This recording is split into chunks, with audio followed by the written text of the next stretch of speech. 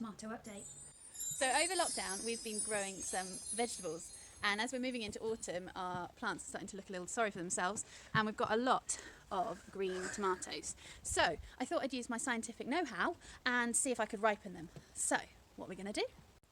For fruit to ripen, they produce a hormone called ethene, and bananas are particularly good at producing this hormone. So if you put them in with other fruit,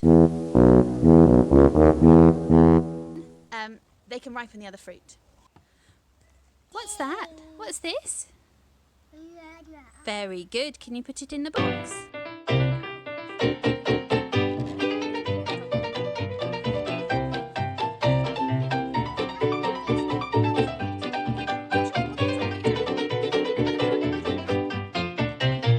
Tomato update. So on the plants I had 8 ripe ones, and in the box with the bananas I had 14.